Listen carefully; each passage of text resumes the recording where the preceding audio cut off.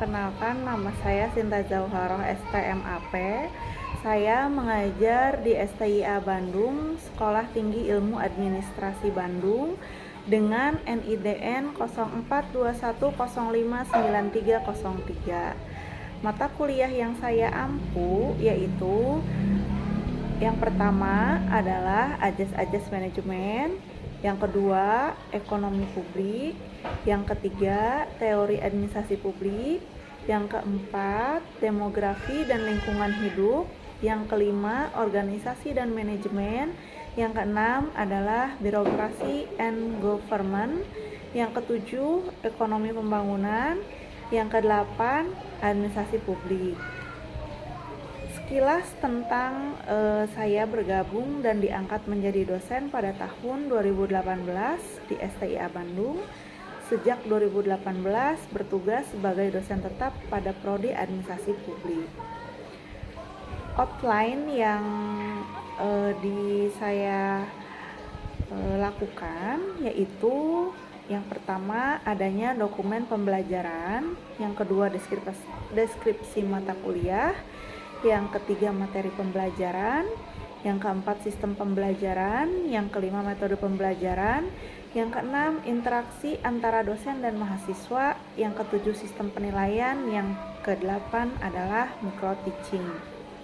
Dokumen apa saja yang saya lakukan selama pembelajaran, yaitu adanya perhitungan SKS mata kuliah, metode pembelajaran, RPS atau rencana pembelajaran semester, rancangan tugas, kontrak perkuliahan, dan referensi buku mengajar.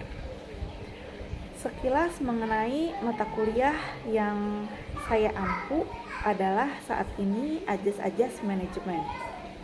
Mata kuliah ini memberikan pengetahuan konsep dasar Ajas dan manajemen, yang dimana isi dari pembahasannya adalah mengenai yang pertama definisi dan tujuan dari Ajas Manajemen, yang kedua pengertian manajemen dalam lingkup administrasi negara atau publik, yang ketiga unsur-unsur manajemen dan penjelasannya, yang keempat manajemen dan manajer, yang kelima manajemen dan pendekatannya, dan masih banyak lagi yang lainnya. Mata kuliah dari Ajas Manajemen itu ada dalam Prodi Administrasi Publik strata S1 ya, dengan dua kelas A dan kelas B, yang berjumlah kelas A 17 mahasiswa dan kelas B 26 orang mahasiswa. Kelas A mengajar pada pukul 10 sampai 12.30, sedangkan kelas B pukul 13 sampai 15.30.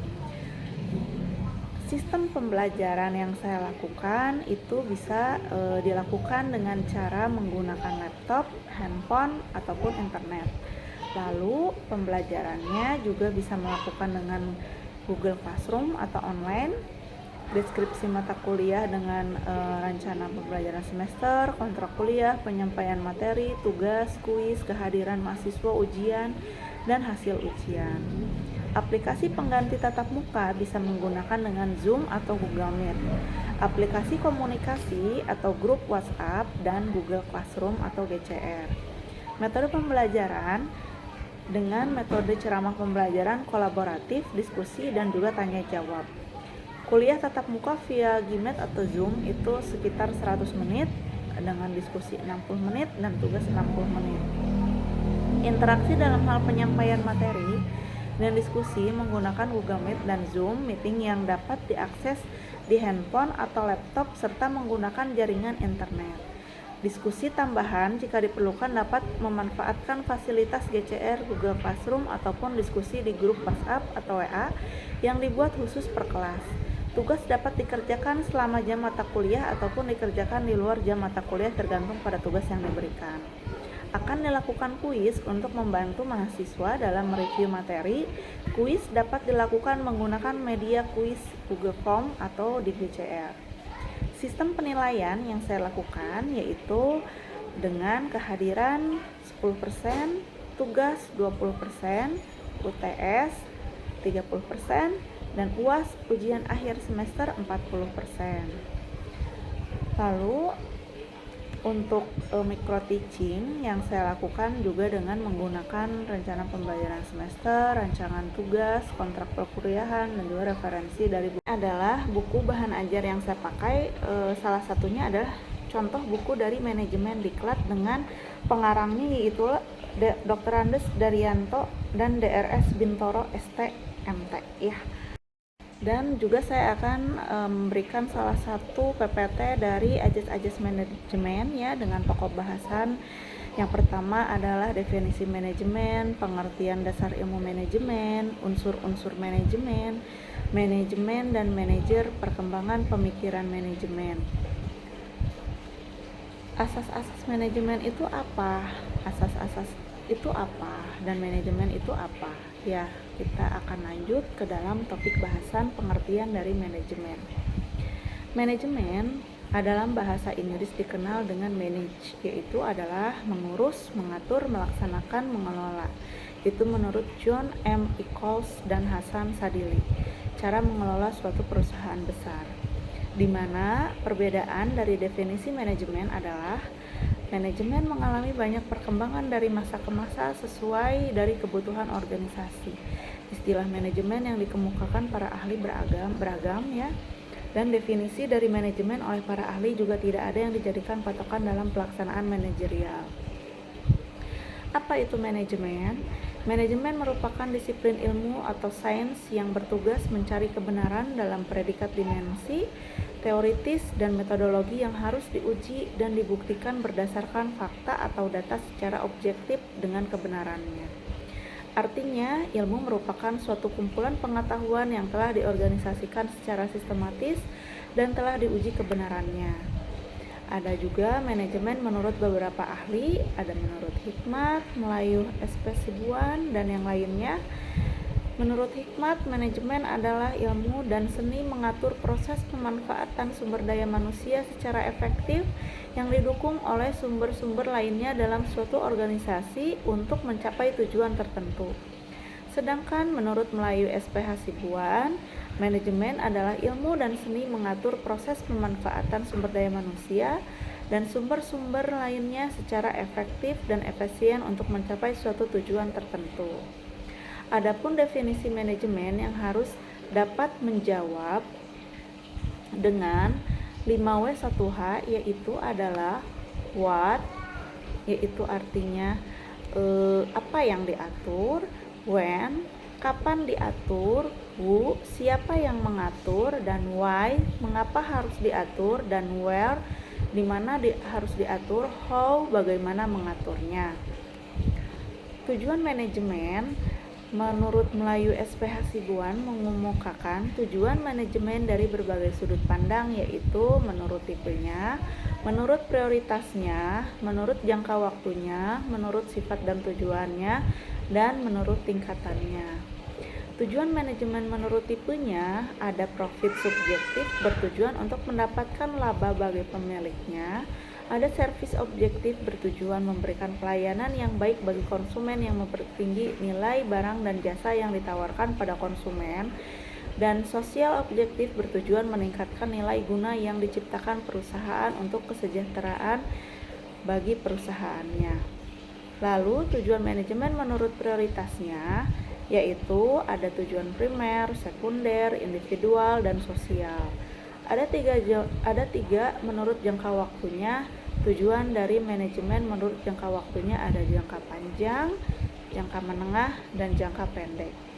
Menurut sifat dan tujuannya, manajemen juga ada manajemen objektif, manajerial objektif, administrasi objektif, dan ekonomi objektif. Ada 5 tujuan manajemen menurut tingkatannya, yaitu overall enterprise object, divisional object, department object, dan sectional object. 6 tujuan manajemen menurut bidangnya, yaitu top level objektif, financial objektif, production objektif, dan marketing objektif. Dan 7 manajemen menurut motifnya, yaitu public objektif, organisasi objektif, dan ajas-ajas manajemen ya. Nah, ajas-ajas manajemen menurut Harrington Emerson dalam Melayu SP Hasibuan 2006-14 mengemukakan 12 ajas manajemen, memberikan batasan tujuan dengan tegas, pemikiran yang sehat, nasihat atau konsultasi dan konsekuen, tata tertib, penjelasan yang jujur, laporan yang dapat dipercaya, segera dan memadai, pengiriman, adanya penjadwalan, dan yang perbedaan yang distandarkan oleh operasi ya, operasi operasional. Lalu pengertian dasar ilmu manajemen itu adanya manajemen sebagai suatu proses dan profesi, ada juga manajemen sebagai suatu kolektivitas orang-orang melakukan aktivitas manajemen. Waalaikumsalam warahmatullahi wabarakatuh.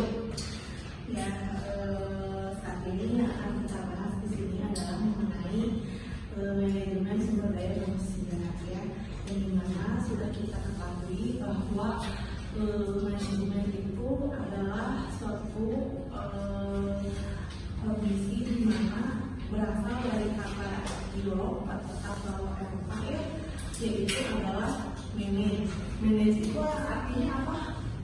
Mengatur ya. Jadi manajemen ya bisa dibahas seperti itu. Nah, di samping untuk mengelola manajemen itu kan harus disupport dengan sistem ya. Sistemnya itu adalah sistem yang mensupport dalam mengelola atau mengatur ini adalah approach ya. Sudah tahu kan approach itu apa? Yang setelah kita bahas training ya. Nah, mungkin dari pembahasan yang sudah kita bahas tadi, mungkin ada yang mau ditanyakan?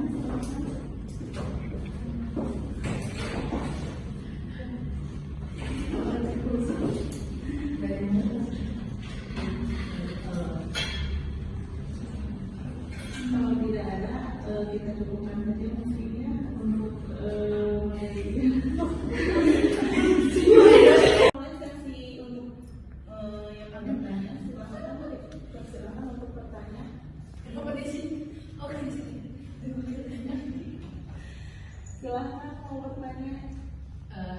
Saya ingin bertanya, sistem apa yang mendukung cara kerja dalam manajemen, kayak contohnya sistemnya kayak gimana itu? Tadi aku jelaskan ada sistem untuk mendukung manajemen itu, kayak mengatur, mengelola, mengontrol. Nah, contohnya itu sistemnya seperti apa gitu, gambaran? Ya, jadi sebagai suatu pengelola atau suatu pengaturan dalam suatu organisasi ya, organisasi apa yang sedang kita laksanakan, apakah suatu organisasi itu ada di dalam kampus atau pekerjaan ya. Nah, berbeda-beda kan ya kebutuhannya apa gitu, tapi ketika sistemnya di dalam suatu organisasi misalnya ya, suatu organisasi itu kan berarti kita berada di lingkungan yang ada, di mana lingkungan itu ada ketuanya, ada wakilnya, ada bendaharanya, dan ada anggotanya. Nah, sistem apa yang dipakai di situ berarti misalnya dalam organisasi mahasiswa ya, berarti sistem yang didukung untuk suatu perencanaan apa gitu, sistemnya itu apakah dalam suatu pencapaian tujuan untuk ke arah adanya apa misalnya teh band-band yang suka direalisasikan itu misalnya apa, pentas seni misalnya gitu kan ya. Nah sistemnya itu mau seperti apa? Apakah mau diadakan satu visi misi bersama, atau misalnya mau menggunakan apa namanya kedekatan ya, misalnya teh untuk lebih dekat kita sering diadakan rapat misalnya rapat untuk membuat apa namanya, membuat laporan misalnya, atau membuat rencana dari mingguan atau harian gitu kan, itu dengan berbeda-beda apa namanya tujuannya. Ada juga kan mungkin yang menggunakan cara dengan misalnya olahraga bareng gitu kan ya, kan banyak cara atau banyak sistem yang digunakan untuk mencapai tujuan bersama gitu. Jadi karena ada beda sistemnya, karena kan jangankan di lingkungan apa namanya organisasi yang kecil gitu ya, organisasi yang besar saja di dalam dunia pekerjaan itu kan sudah beda lagi sistemnya, udah sama gitu ya. Jangankan di yang besar, kita aja sendiri gitu ya, kadang kita kan pasti tiap individu di sini ini kan berbeda ya, kan sama punya apa namanya diri sendiri itu bagaimana gitu supaya sukses. Pasti kan tujuannya ke situ ya semuanya kan. Gimana coba, apakah harus ya misalnya ya, atau misalnya ingin bekerja keras, itu kan beda-beda setiap orang yang sama. Jadi sistemnya memang tergantung dari apa namanya kebutuhan apa yang akan dicapai bersama gitu. Tapi kalau misalnya kayak organisasi kecil atau misalnya itu kan suka ada proker reward atau proker kecil, itu masuk dalam sebuah sistem tahap sistemnya tersebut. Jadi untuk menuju si apa cara kerjanya itu Iya, program kerja itu yang menunjang justru itu, program kerja ini pun bisa menunjukkan keberhasilan tidak gitu. Kalau misalnya belum bisa menunjukkan